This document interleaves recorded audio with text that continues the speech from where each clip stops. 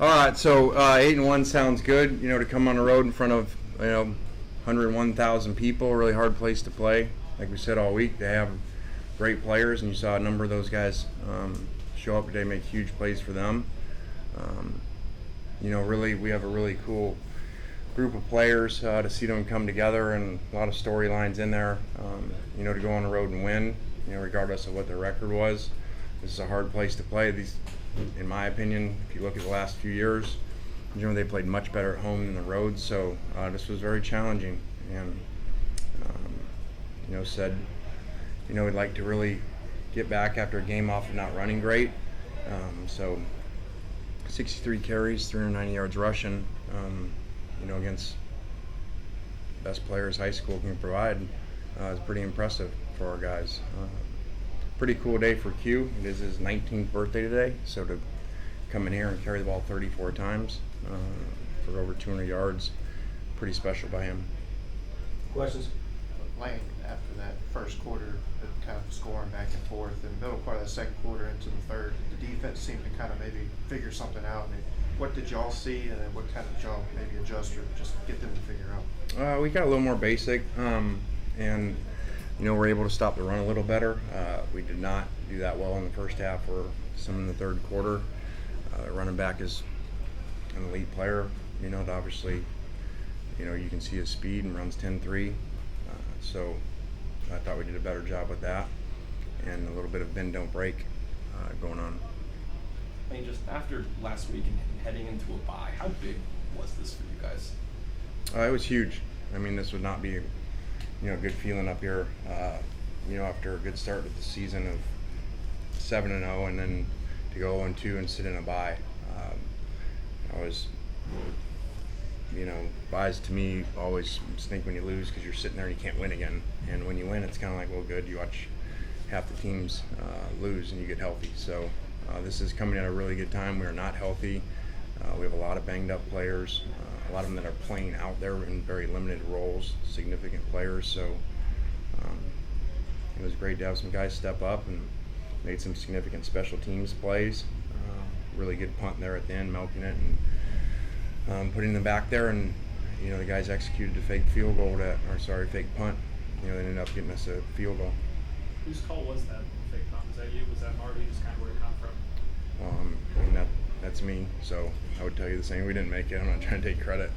He's done a great job with designs, just like the onside kick that we got over in the air. But no, I'm not letting them call that and it not work and have to come up here.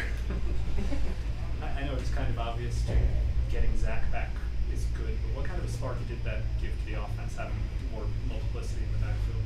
Yeah, he hasn't done very much in practice at all for a couple weeks, and so to be able to do that, and then he had the violent run on the sidelines, was really cool, because that's unusual for a guy coming back from injury, with a knee brace on to run like that. So that was really important and gave Q a little bit of rest.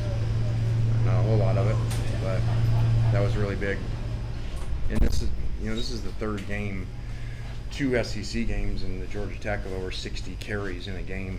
That doesn't happen very often. That's a lot of people doing things right, executing, for almost a 400-yard game rushing. For Zach, being a Texas native, how much did this game mean to him coming back to his home state for the first time since transferring to T-City to you guys? Yeah, he was excited.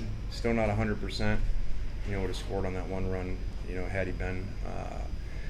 But he was excited during the week, but more today. I think this morning he just kind of woke up and fought through the injury, and just kind of walked by me and winked at me, and when we were in the locker room getting changed before warm-ups, I'm like, well, I know what that means. He's ready to go today. And so that's a very efficient day, 83 plays with no turnovers, really good things today. Heavy in the run game. Was that something y'all saw, or was it just Zach saying he could go to give you 2 guys back there? No, obviously there's schematical parts to it, and they played 3 down in the first series, and they got out of that after that series and went to 4 down, and so then we had to adjust more to the different runs, which took us a little bit. They had a good little run there on defense and did a good job. And again, you got to do things right. You're playing some of the best high school players ever, and the best recruiting class in the history of football over there. So you saw some of them show up today. Quinshon's over 1,000 yards now. I know we've talked a lot about him, but are you surprised at all with how he has sort of handled everything at such a young age? I am. That's very unusual to turn 19 today and be in A&M and carry the ball 34 times. They're like Derrick Henry carries when he was, winning a Heisman 3 years older. So, that's really special. And again, taking care of the ball, you got no turnovers amongst all these guys. A number of guys playing hurt, and Jackson's very competitive. He made some really good plays and some scrambles today, and again, there's a couple throws he would like to take back, I'm sure, that could have given us some more explosive passes, but he did a really good job. And you got guys playing a lot of snaps. 83 snaps without penalties, so it's going to be more than that. And the linemen played every one of them, and basically those 4 receivers played 90 of them, 90% of them probably. As you guys were keeping the pace going, A&M started having a few minor injuries. What'd you kind of just make of that stop-start kind of throughout the game? I'm not going to get very far into it, but, you guys saw it, whatever it was. At one point it was 8, I think, defensive injury timeouts, all on defense. So, whatever. It is what it is. There's a way around the rule, and I'm not going to say they did it, but I'm in analytics. What are the analytics of that happening? And then seeing the players like a play or two later back out there. When you came out onto the field after Mingo's touchdown there, what were you trying to communicate with the? I just didn't want him to call the week before we threw a screen and they called downfield, which totally changed that point of the LSU game, and had spent an hour on the phone with the head officials during the week, how they communicate on the headset, the whole thing. So I'm like, all right, that's behind. He's throwing the flag.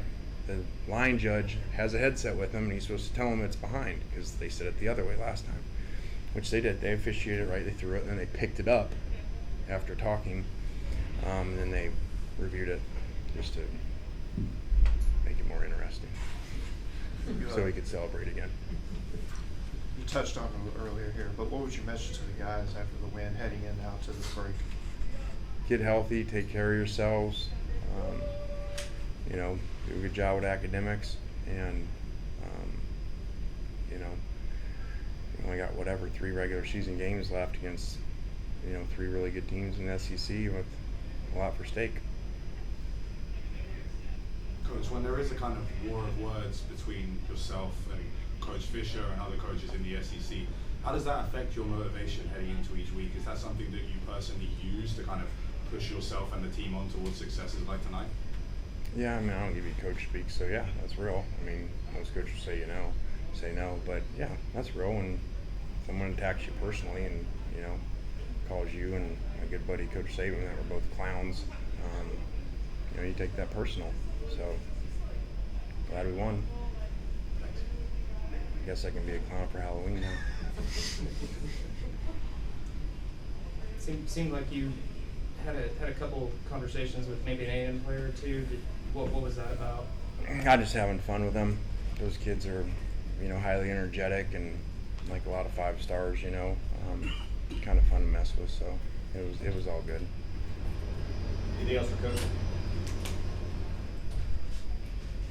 Thank you. All right, guys. Players Thanks. index.